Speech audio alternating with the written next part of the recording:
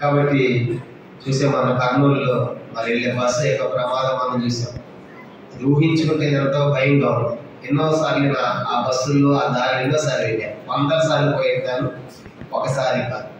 కానీ దేవుడు నిజంగా అక్కడి చూసినప్పుడు దేవుడు ఎంతగా మనం స్తుతించాలి. కనుక ఎప్పుడు ఎవరికి ఏం సంభవిస్తుందో తెలియదు. కనుక వాళ్ళ జీవిత ప్రయాణమే ముగిసింది. కనుక వాళ్ళు వెళ్ళే ప్రయాణం కాదు, జీవిత ప్రయాణమే ముగిసింది.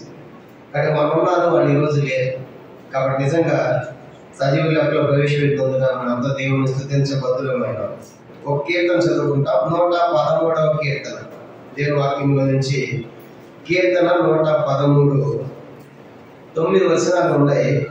అందరం కలిసి మార్చి కీర్తన మనం చదువుకుంటాం. 113వ కీర్తన 113, 9 వచనాలు ఉన్నాయి.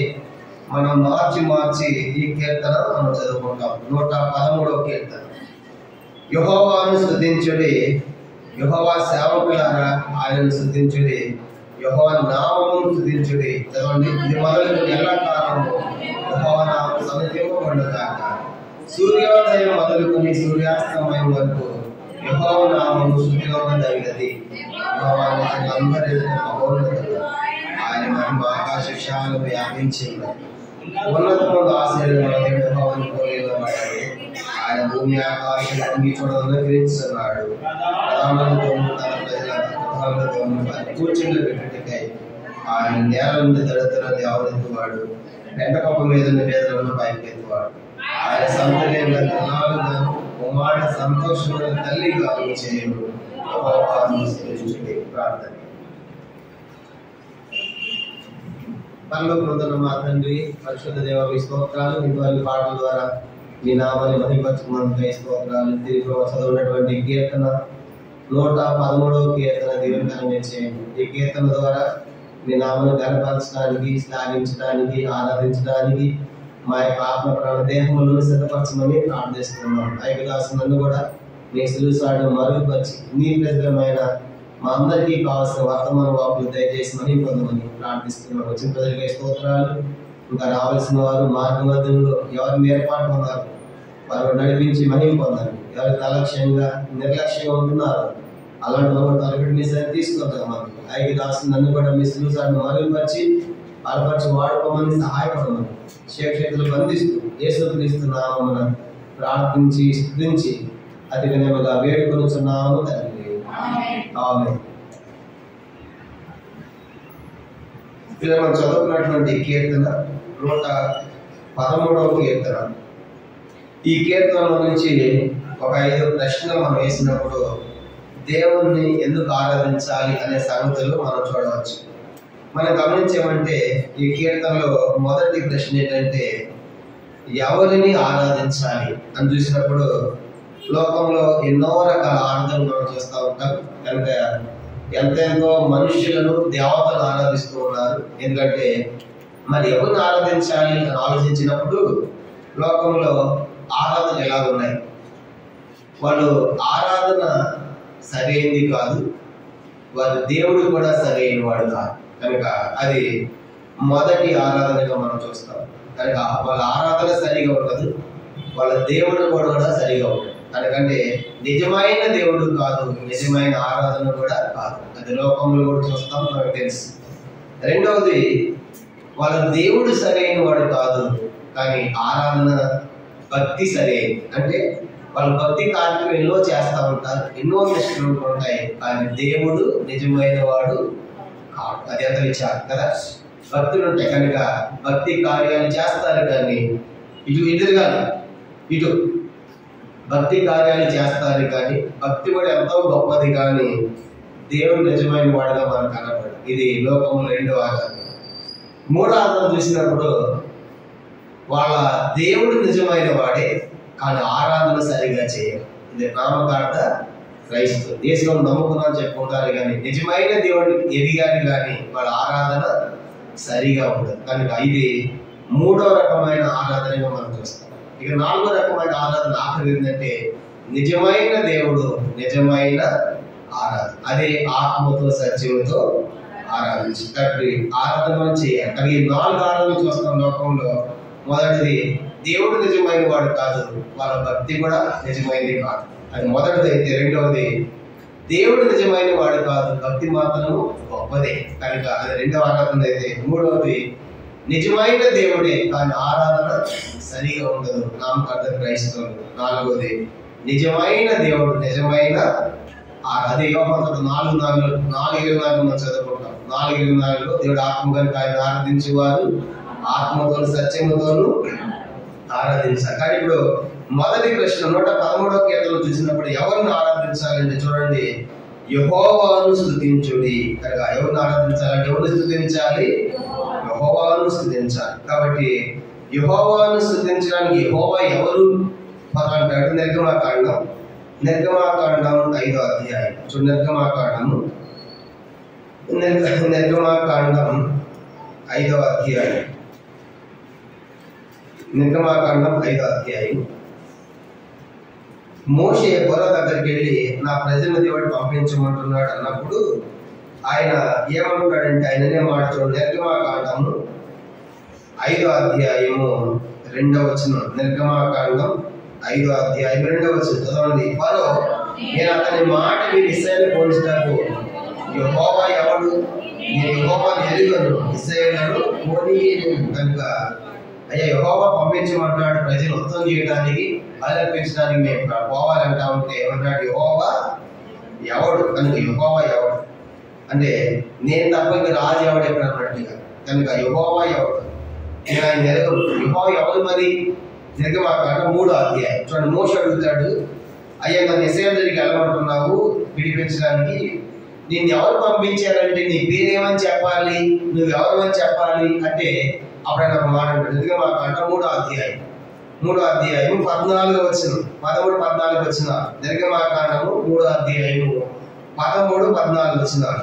మోషే చిత్తగించము, నేను ఇశ్రాయేలు యొద్దకు వెళ్ళి వారిని చూచి మీ పితరుల దేవుడు మీ యొద్దకు నన్ను పంపినని వారితో చెప్పగా వారు ఆయన పేరు ఏమని అని అడిగిన వార్త నేనేమి చెప్పాలని దేవుడు అడిగాను. అందుకు దేవుడు నేను ఉన్నవాడను అనువాడనే ఉన్నానని మోషేతో చెప్పాను. మరియు ఆయన ఉండునను వాడు మీ యొద్దకు నన్ను పంపిన నువ్వు ఇశ్రాయేలుతో చెప్పవలెను. కాబట్టి అడిగాడు, మోషేని పంపించి నువ్వు ఇశ్రాయేలు విడిపించాలి, ఇశ్రాయేలు తీసుకొని రావాలి పో మోషే అంటే, ఆయన నేను పోతాను సరే నిన్ను ఎవడు పంపాడంటే నేను వాళ్ళకి ఏం చెప్పాలి ఇశ్రాయేలు కంటే? దేవుడు ఏమన్నాడు? నేను ఉన్నవాడను అనువాడు. ఉన్నవాడను కనుక అనువాడు ఎప్పుడో ఉన్నాను కాబట్టి ఉన్నవాడని చెప్పు. కానీ యెహోవా అంటే ఉన్నవాడు అనువాడు. అందుకే యెహోవా ఈరే అంటే యెహోవా చూచుకొనును. యెహోవా రాఫ అంటే యెహోవాయే బాగు చేయును. యెహోవా సిద్కే అనగా యెహోవా సిద్కే అంటే యెహోవాయే మన నీతి అని మనం రాయబడి ఇవన్నీ చూస్తాం. కాబట్టి యెహోవా ఎవరంటే ఆయన నీతి, యెహోవా ఎవరంటే ఆయన బాగు చేసేవాడు, యెహోవా ఈరంటే ఆయన చూసుకునేవాడు, ఇలా యెహోవా షమ్మా అంటే యెహోవా మనతో ఉండేవాడు. ఇవన్నీ కూడా చూసినప్పుడు నిజంగా యెహోవా ఈరే అంటే ఆయన చూసుకుంటున్నాడు, యెహోవా రాఫా అంటే ఆయన మనం బాగు చేస్తున్నాడు, తర్వాత యెహోవా షమ్మా అంటే ఆయన మనతో ఉండేవాడు, యెహోవా సిద్కి అంటే ఆయన మన నీతి. కాబట్టి ఎవరు ఆరాధించాలంటే ఉన్నవాడు అన్నవాడైన యెహోవా దేవుడు మనం ఆరాధించాలి. కాబట్టి ఇది మొదటి సంగతిగా మనం జ్ఞాపకం చేసుకుంటాం. ఎవరిని స్తుతించాలంటే యెహోవాను స్తుతించాలి. ఆయన ఉన్నవాడు అనువాడు బాగు చేయవాడు స్వస్థపరచువాడు. ఇలా చూసినప్పుడు ఎన్నో పేర్లు అన్ని పెట్టబడ్డాయి. కానీ మొదటి విషయం ఏంటంటే 113వ కీర్తన మొదటి విషయం యెహోవాను స్తుతించాలంటే ఆయన ఉన్నవాడు అనువాడు కాబట్టి ఆయన మనము స్తుతించి ఆరాధించబద్దలం మొదటి. రెండవది చూడండి, రెండవది ఎవరు ఆయనను స్తుతించాలి? 113వ కీర్తన మొదటి వచనం. కీర్తన 113 మొదటి వచనం. 113వ కీర్తన 113 మొదటి వచనం. యెహోవాను స్తుతించుడి, యెహోవా సేవకులారా ఆయనను స్తుతించుడి, యెహోవా నామమును స్తుతించుడి. రెండవది ఎవరు స్తుతించాలంటే యెహోవా సేవకులు. అందరూ చెప్పండి ఎవరంటే యెహోవా సేవకులు అంటే పాస్టర్ గారు, దైవ సేవకులు, ఇక బిషపులు వీళ్ళు అనుకుంటారు. కానీ దేవుని సేవకులు అంటే ఎవరు అంటే రోమపత్రిక 6వ అధ్యాయం చూడండి. మనం అంతా దాసులు అంట. పాపము నుండి విడిపించబడిన వారందరూ దేవునికి దాసులు, సేవకులు. రోమపత్రిక 6వ అధ్యాయము 22వ వచనం. రోమపత్రిక 6వ అధ్యాయము 22వ వచనంలో ఎవరు అంటే దేవునికి దాసులు. చూడండి, రోమపత్రిక 6వ అధ్యాయం 22 అందరం కలిసి చదవండి. ఆయన ఇప్పుడు పాపము నుండి విమోచింపబడి దేవునికి దాసులైనందున పరిశుద్ధత కలుగుటే మీకు ఫలము దాని అంతము. కాబట్టి ఎవరు సేవకులంటే పాపము నుండి విమోచించబడి దేవునికి దాసులయ్యాం, దేవునికి సేవకులయ్యాం. కాబట్టి కొన్ని స్థలాల్లో మరి కొన్ని స్థలాల్లో మరి స్త్రీలు దేవుని ఆరాధించారు కనుక పురుషులు ఆరాధించాలి అంట. కానీ అసలు ఆరాధన నుంచి మాట్లాడి చేస్తున్న వారు స్త్రీతో, యోహాను 4వ అధ్యాయంలో. కాబట్టి ఎవరు ఆరాధించాలంటే స్త్రీ అని పురుషులు అనే భేదం లేకుండా ఎవరైతే పాపం నుండి విమోచించబడ్డారో వారంతా కూడా ఎలుగెత్తి దేవుని ఆరాధించాలి. కాబట్టి యెహోవా సేవకులు అంటే పాపము నుండి విమోచించబడి దేవునికి దాసులయ్యాం. కానీ ఈరోజు మనమంతా దేవునికి దాసులమే, దేవునికి సేవకులమే. అందుకే రాజులైన యాజక సమూహముగా చేశాడు. అందుకే ప్రకటన గ్రంథము 22వ అధ్యాయం 4వ వచనంలో కూడా ఏమని రాయబడిందంటే ఆయన దాసులు ఆయన ముఖ దర్శనము చేర్చి ఆయనను సేవిస్తారు. కానీ పరలోకి వెళ్ళిన తర్వాత కూడా మనకున్న ఒకే ఒక పని ఏంటంటే ఆయన సేవించటమే, ఆయన ఆరాధించటమే. కాబట్టి ఇది రెండవ ప్రాముఖ్యమైన సంగతిగా జ్ఞాపకం చేయబడింది. కానీ ఎవరిని మనం ఆరాధించాలంటే మొదటిది ఉన్నవాడు అనువాడైన యెహోవా, నీతిమంతుడైన యెహోవా, చూచుకునేవాడు యెహోవా, రాప బాగు చేయవాడు యెహోవా, షమ్మ మనతో ఉండేవాడు. కనుక అలాంటి దేవుని మనం ఆరాధించాలి. రెండోసారి చూసినప్పుడు ఎవరు ఆరాధించాలంటే పాపము నుండి విమోచించబడి దేవునికి సేవకులైన దాసులైన వారందరూ కూడా ఆరాధించాలి. కానీ మనం ఎవరంటే పాపము నుండి విడిపించబడిన వారు.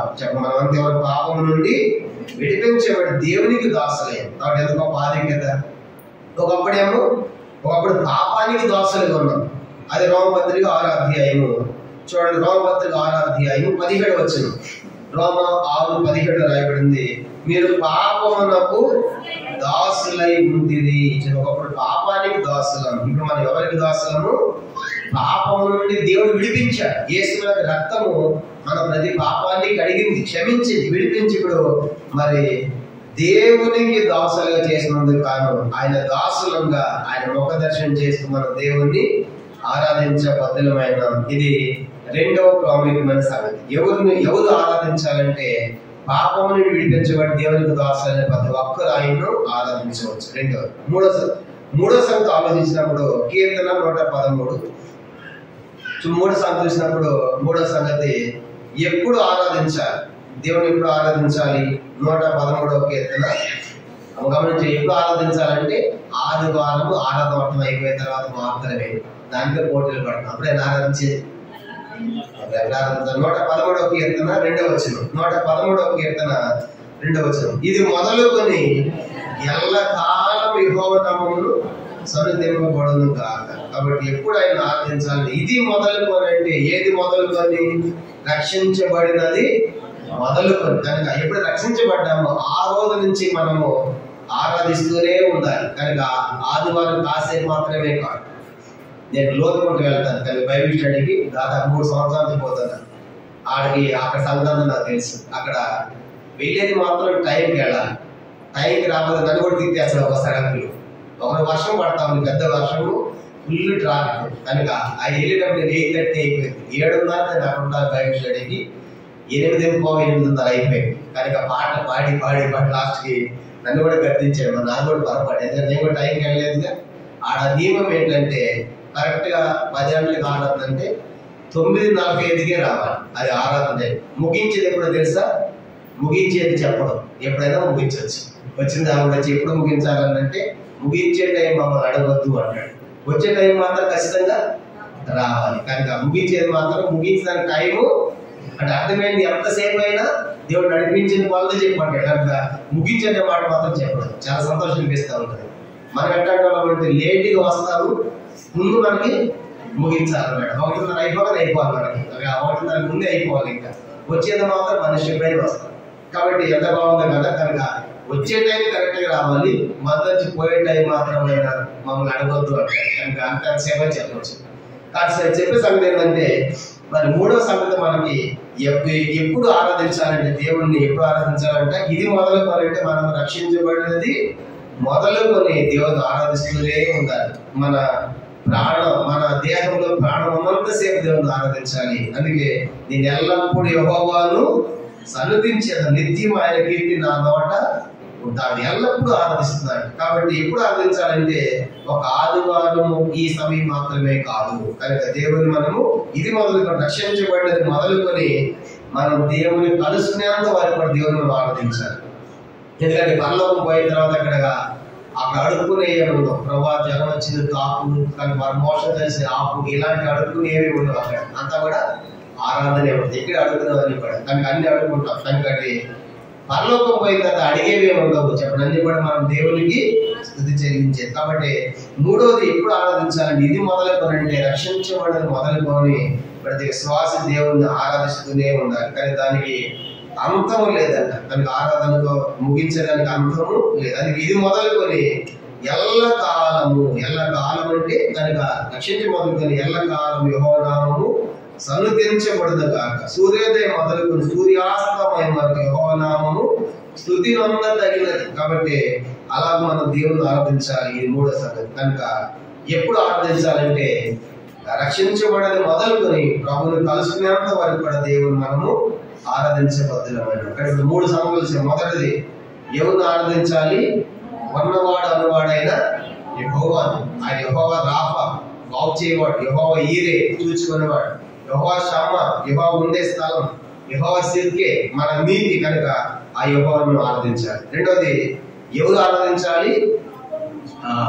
సేవకులు అంటే పాపము నుండి విమోచించబడే దేవునికి దాసులైన వారు ఆయన ఆరాధించారు. కనుక ఒకప్పుడు పాపిని ప్రభా, కనుక నన్ను కనికరించావు, నా పాపాన్ని క్షమించావు, నన్ను దాసురాలుగా చేసుకున్నాను, నీకు స్తోత్రం అని చెప్పాలి. అది రెండోది. మూడవది ఎప్పుడు ఆరాధించాలంటే రక్షించబడినది మొదలుకొని ప్రభువును కలుసుకునేంత వరకు మనం ఆరాధిస్తూనే ఉండాలి. మూడవది. నాలుగో సంగతి మనం చూసినప్పుడు ఎక్కడ ఆరాధించాలి? దేవుణ్ణి ఎక్కడ ఆరాధించాలి? ఎన్టీఆర్ నగర్ పేదోళ్ళు లేదన్నా కాదు. దేవుని ఎక్కడ ఆరాధించాలంటే ఎక్కడైనా దేవుణ్ణి ఆరాధించవచ్చు. ఎందుకంటే దేవుడు అంతటా అన్ని దిక్కులా ఉన్నాడు. ఆయన సర్వవ్యాపి. కనుక ఒకేసారి అన్ని స్థలాల్లో ఉండేవాడు. అందుకే యాకోబు పారిపోతూ చీకటి అయిపోయిన తర్వాత ఒక రాయి తీసుకుని తలగడ చేసుకుని పడుకున్నాడు. ఒక దర్శనం వచ్చింది. కనుక ఆ దర్శనంలో దేవదూతల నుంచి ఎక్కుచూ దిగుచూ ఉన్నారు. ఆ తర్వాత దేవుడు ఆయనతో మాట్లాడాడు. అప్పుడు అన్నాడు, ఇది దేవుని మందిరమే అన్నాడు. అక్కడ దేవుడి మందిరం ఎలాంటి బిల్డింగ్ కట్టేటువంటి బిల్డింగ్లు లేవు, మనలాంటి ప్రజలు లేవు. యాకోబు ఒక్కడే ఉన్నాడు. దేవుడు అప్పుడే ఆయన కనపడ్డాడు. దాన్ని ఏమన్నాడు? దేవుని, అది ఒక అరణ్యం కనుక, ఎడారి కనుక అటు దేవుని మనం ఎక్కడైనా దేవుణ్ణి ఆరాధించవచ్చు. కనుక ఆరాధించేందుకు ఒక స్థలం అనేది లేదు. కానీ అయితే మన జీవితంలో ఆరాధన కోసం ఒక స్థలం కేటాయించుకోవడం మంచిది. అయితే ఒకే దగ్గర ఆరాధించాలని లేదు. కానీ మనం ఆరాధించడానికి ఎక్కడైనా ఆరాధించవచ్చు. కానీ ఏ స్థలంలో ఆ దేవుని మనం ఆరాధించవచ్చు. కానీ దావీదు ఆ గొప్ప రాజు అయిన కూడా ఆయన ఆరాధన కోసం ప్రత్యేకంగా ఒక స్థలాన్ని కేటాయించుకున్నాడంట. చూడండి, మొదటి సమయాల గ్రంథం 15వ అధ్యాయం. మొదటి సమయాలు 15వ అధ్యాయం మనం చూసినప్పుడు దావీదు దేవుణ్ణి ఆరాధించడానికి రెండవ సమయాల గ్రంథం 15వ అధ్యాయం. 2వ సమయాల గ్రంథము 15వ అధ్యాయము 32వ వచనం. 2వ సమయాల గ్రంథము 2వ సమయాలు 15వ అధ్యాయము 32వ వచనం. దేవుని ఆరాధించే స్థలం ఒకటి ఆ కొండ మీద ఉండేను. అనగా దావీదు అంటే దేవుణ్ణి ఆరాధించడానికి ఒక కొండ మీద ఒక స్థలాన్ని కేటాయించుకున్నాడు. అంటే రాజు అయిన కూడా ప్రతిరోజు ఆ కొండ మీద వెళ్ళేసాడు, దేవుణ్ణి ఆరాధించాడు. కనుక ఆరాధన కోసం ఒక స్థలం ఏర్పాటు చేస్తున్నాడు. ఎంత మంచిది కదా. 10 మందిలో కూడా దేవుడి గుడి ఉంటుంది కదా. కనుక అలాగూ మనం కూడా ఏం చేయాలంటే ఇల్లు కట్టేటప్పుడు ఒక ప్రేయర్ గది కడతా ఉన్నాను, ప్రార్థన గది, దేవుని కలుసుకునే గది. కాబట్టి 4వ సంగతి చూసినప్పుడు ఎప్పుడు ఆరాధించాలంటే ఎక్కడైనా దేవుని మనము ఆరాధించవచ్చు. అది దావీదు మరి దేవుని ఆరాధించిన కొండ మీద ఒక స్థలాన్ని కేటాయించుకున్నాడు. స్థలాన్ని కేటాయించుకుని ఆ కొండ మీద దేవుని ఎప్పుడు ఆరాధించేవాడు.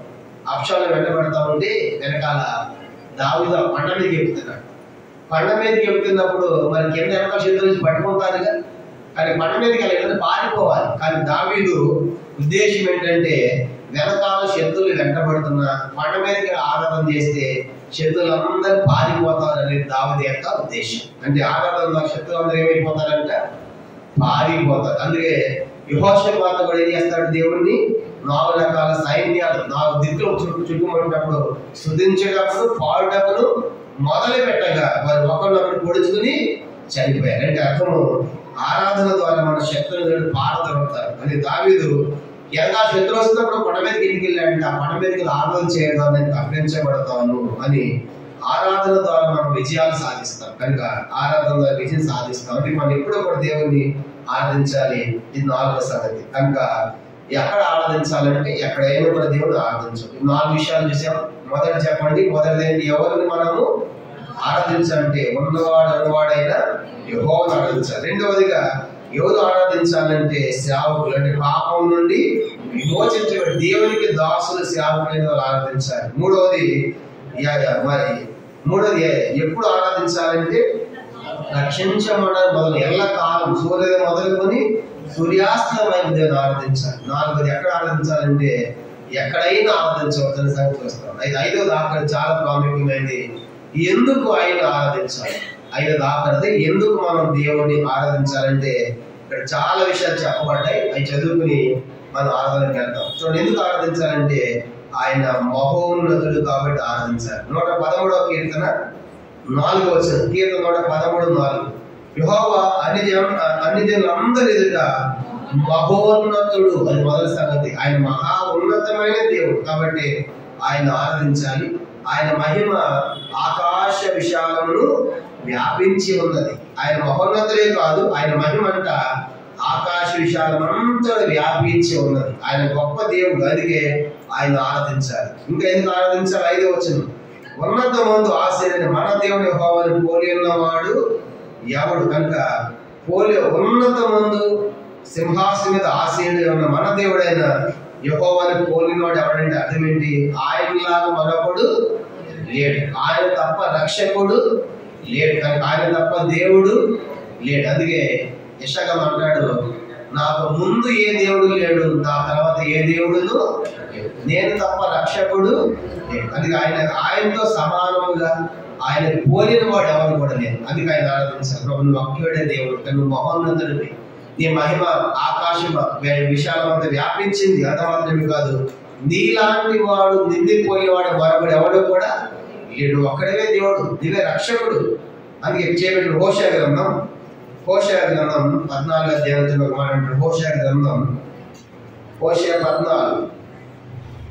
14వ అధ్యాయము 4వ వచనం చదువుతాము. పేజీ నంబర్ 751, పాత నిబంధనలో పేజీ నంబర్ 751, హోషేయ 13:4 వచనం. హోషేయ 13:4 మహా ఎండకు చూడండి 4వ వచనం, మీరు ఐగుప్తు దేశంలో వచ్చిన మొదలుకొని యెహోవా నేనే మీ దేవుడును, నన్ను తప్ప నీవు ఏ దేవుని ఎరుగవు, నేను తప్ప రక్షకుడు లేడు. అన్నమాట, నేను తప్ప రక్షకుడు లేడు. చూసారా? కనుక నేను తప్ప రక్షించేవాడు లేడు. అందుకే యేసు అనగా రక్షకుడు. తన ప్రజల వారి పాపం నుండి ఆయనే, అంటే ఆయన తప్ప లేదు, ఆయనే రక్షించేవాడు. కాబట్టి ఎందుకు ఆయన ఆరాధించాలంటే ఆయన పోలి ఉన్నవాడు ఎవరు కూడా లేదు. అందుకు ఆయన ఆరాధించాలి. ఇంకా ఎందుకు ఆరాధించాలి అంటే 113వ కీర్తన 113 7వ వచనం, 113:7 ప్రధానులతోను తన ప్రజల ప్రధానులతోను వారిని కూర్చుండబెట్టుటకై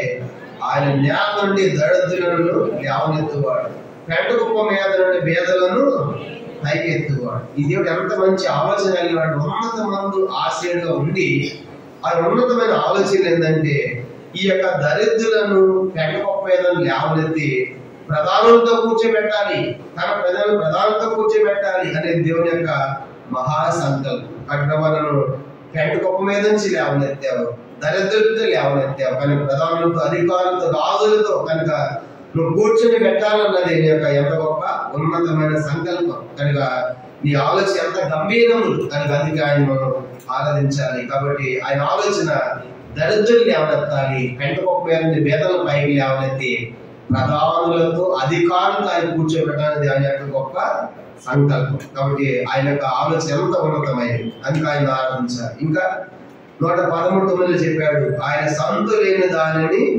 ఇల్లాలుగాను కుమారుల సంతోషము గల తల్లిగాను చేయండి, యెహోవాను స్తుతించు. కనుక సంతానము లేని దాన్ని ఇల్లాలుగా చేయాలని కోరుతున్నాడు. కుమారుడు సంతోషం గల కనుక తల్లి అని పిలవట్లేదు, కానీ ఆమె తల్లిగా పిలవాలి, కనుక తల్లిగా చేయాలనేది దేవుని యొక్క కోరిక. కాబట్టి ఇవన్నీ ఆలోచించినప్పుడు ఎంత గొప్ప దేవుడు మన దేవుడు. ఆయన మహోన్నతుడు కాబట్టి ఆయన ఆరాధించాలి. ఆయన మహిమ విశాల ఆకాశ విశాలమంత వ్యాపించింది కాబట్టి ఆయన ఆరాధించాలి. ఆయన లాంటి పోలిన వాడు, ఆయన పోలిన వాడు, ఆయన లాంటి వాడు ఎవరు లేడు కాబట్టి ఆయన ఆరాధించాలి. తన ప్రధాన అధికారులతో పేదలను దరిద్రులను ఎవరైతే కూర్చోబెట్టాలన్నటువంటి ఆలోచన కలిగిన వాడు ఆయన ఆరాధించాలి. అంత మాత్రమే కాదు, మరి సంతానం లేని దాన్ని ఇల్లాలుగాను కుమారుని సంతానం తల్లిగాను చేయాలని దేవుని యొక్క సంకల్పము ఎంత గొప్పది. ఇవన్నీ చూసినప్పుడు ఇవన్నీ ఆయన ఆరాధించడానికి మనకు హేతువులు కారణాలు. కఠినవాడు మహోన్నతులకు నీ మహిమ వ్యాపించింది, నీలాంటి వాడు లేడు, కాబట్టి అంత ఉన్నతమైన దేవుడిని ఏదైనా మనం కలిగి ఉంటున్నాం. కాబట్టి ఇవన్నీ జ్ఞాపకం పెట్టుకుని 5వది ఆఖరిదని ఎందుకు ఆరాధించాలంటే ఈ కారణాలన్నింటిని బట్టి కూడా దేవుని మహోన్నతులు నీ మహిమ వ్యాపించింది కనుక నన్ను దరిద్రతల నుండి పెట్టకొప్పంచి లేవనెత్తావు, అధికారులతో కూర్చొని పెట్టావు, రాజులతో కూర్చొని పెట్టావు. కనుక ఇవన్నీ ఆలోచించినప్పుడు ఆ దేవుని మనం ఆరాధించకుండా ఉండాలి. కాబట్టి 5 సంగతులు చూసే మొదటిది, ఎవరిని ఆరాధించాలంటే యెహోవాను ఆరాధించాలి. ఎవరు ఆరాధించాలంటే ఆయన సేవకులు పాపం నుండి విమోచించబడి దేవునికి దాసులైన వారు ఆయన ఆరాధించాలి. 3వదిగా ఎప్పుడు ఆరాధించాలంటే రక్షించబడేది మొదలుకొని ఎల్లకాలం ఆయన్ను ఆరాధించాలి. 4వది ఎక్కడ ఆరాధించాలంటే ఎక్కడైనా దేవుణ్ణి ఆరాధించవద్దు, దానికి ఒక స్థలమైన పరిమితి లేదు. కనుక సర్వవ్యాపి సర్వజ్ఞాని అంత ఆయన సృష్టి కాబట్టి ఇక్కడే ఆరాధన చేయాలని ఏం లేదు, కానీ ఆయన వ్యాపించి ఉన్నాడు. 5 ఎందుకు ఆరాధించాలంటే ఆయన మహోన్నతుడు, ఆయన మహిమ కలిగిన వాడు, ఉన్నతమైన ఆలోచన కలిగిన వాడు, పెట్ట కుప్ప మీద నుంచి భేద దరిద్రులు లేవనెత్తి అధికార పదవులు కూర్చునేటువంటి ఆలోచన కలిగిన దేవుడు. కాబట్టి ఆ దేవుడు మనము ఆత్మగా సత్యము తెలియగెత్తి మనం దేవుణ్ణి ఆరాధించడము కాక మనం లేచలబడి ఒక పాట పాడుకుంటాము. ఆ సమయంలో సండే స్కూల్ పిల్లలు వారి క్లాస్ పెడతారు.